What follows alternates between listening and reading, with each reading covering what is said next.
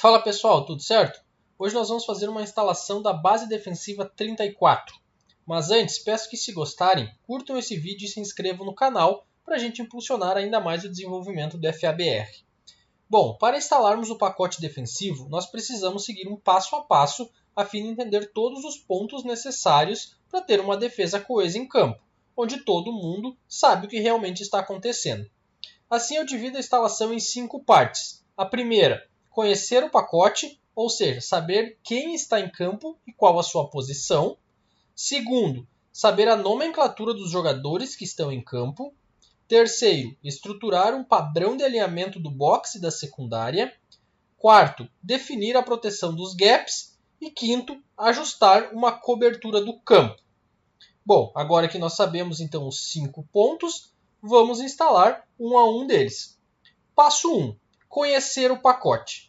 Como o próprio nome já diz, nós teremos em campo 3 jogadores na linha defensiva e 4 linebackers. E fechando o pacote, nós teremos os 4 defensive backs. Assim, então, a primeira parte da instalação, que é saber quais jogadores estão em campo, está atendida. Passo 2. Nomenclatura. Bom, aqui a gente sempre encontra algumas variações. Eu vou usar uma bem simples e genérica, mas saibam que isso pode variar. Na linha defensiva, nós teremos os 2 defensive ends, que são os jogadores mais laterais, e um nose tackle, que é o nosso central da DL. Indo para os linebackers, nós teremos os 2 outside linebackers, que são os caras que jogam por fora, e os 2 inside linebackers, que são os caras mais internos. Na secundária, nós teremos os 2 cornerbacks, que atuam nas laterais do campo, e os 2 safeties, que normalmente jogam um pouco mais recuados. E assim nós fechamos a parte 2 da instalação, que é a nomenclatura. Passo 3. Alinhamento do box e da secundária. Primeiramente, vamos falar sobre o box, ou seja, os 3 DLs e os 4 linebackers. Eu vou utilizar um padrão bem popular dentro das defesas 34, que é o alinhamento odd, onde teremos os 2 defensive ends em technique 4, ou seja, alinhado cara a cara com o offensive tackle, e o nose tackle em technique 0, na cara do center. Os 2 outside linebackers serão posicionados por fora do último jogador que está na linha, pois aqui eles conseguem facilmente trabalhar tanto como pass rusher, como dropando para uma cobertura do campo. E para completar o box, vamos ter os 2 inside linebackers, alinhados entre 4 e 5 jardas e cara a cara com o offensive guard do seu respectivo lado. Fechando a defesa, agora nós vamos para o campo, e vamos ver dentro de uma formação completa do ataque e assim posicionar a nossa defesa.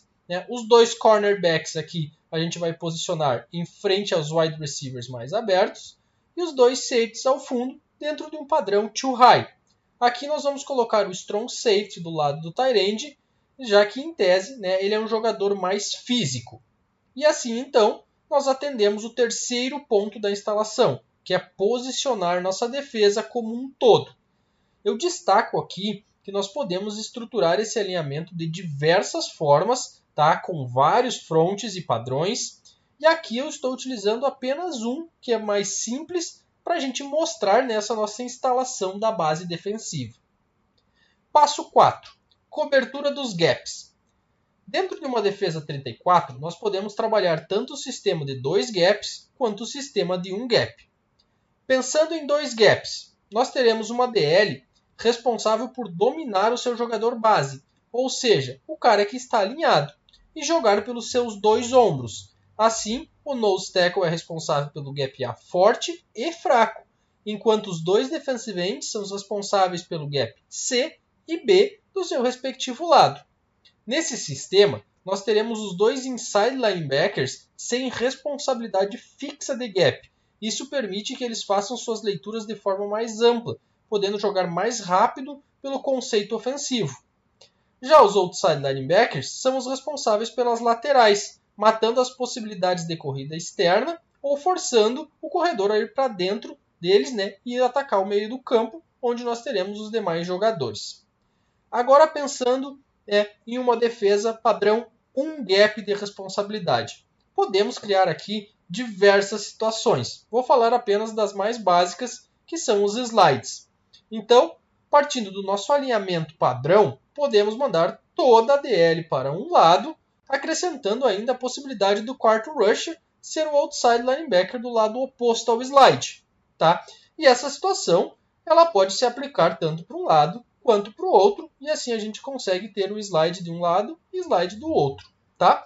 Eu quero destacar aqui que a defesa 34 ela pode muito bem trabalhar tanto 2 gaps quanto um gap, e ainda montar um sistema misto, onde trabalhe os dois. As possibilidades aqui elas são muito grandes, e essa é uma das principais virtudes desse pacote, pois cria um leque de possibilidades para o coordenador defensivo. Agora vamos falar então do quinto e último passo, que é a cobertura do campo.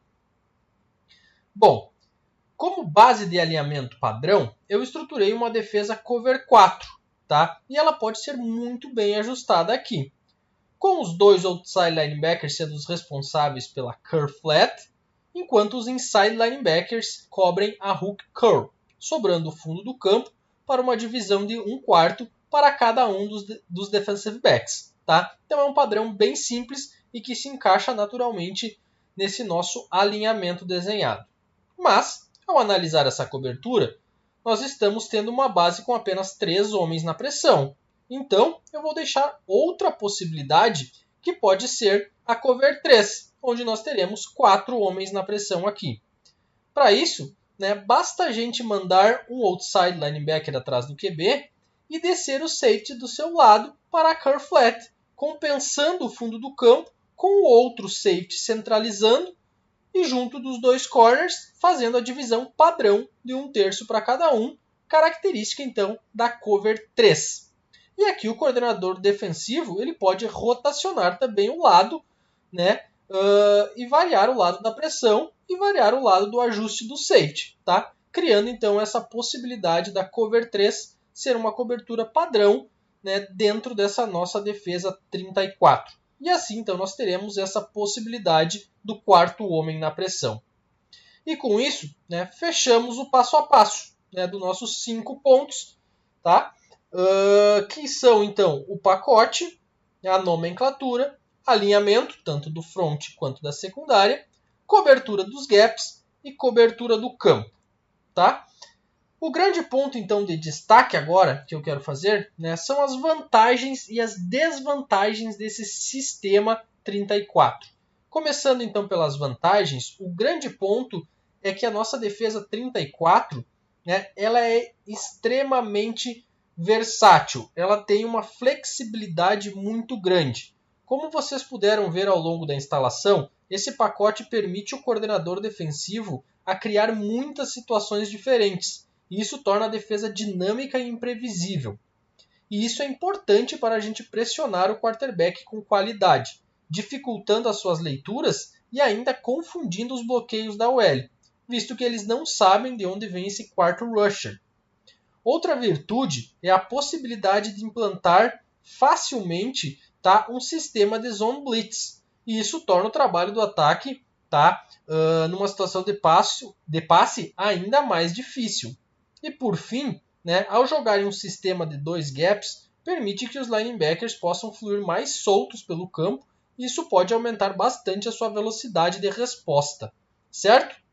Porém, a defesa 34 ela também tem suas falhas.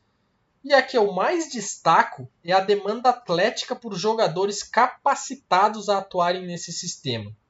Para utilizar apenas 3 DLs, esses jogadores precisam ser muito físicos e inteligentes, além de um nose tackle extremamente dominante, que seja capaz de enfrentar combo block praticamente o jogo todo. E isso tudo não é uma tarefa fácil.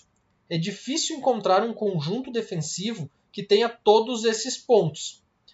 Por ser um sistema que preza por confundir o ataque, naturalmente ele exige que os jogadores de defesa sejam inteligentes o suficiente para entender a sua função na jogada e assimilar um leque mais alto de informações.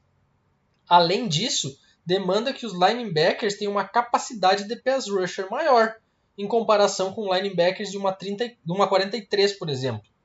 Pois aqui eles estarão constantemente indo atrás do quarterback.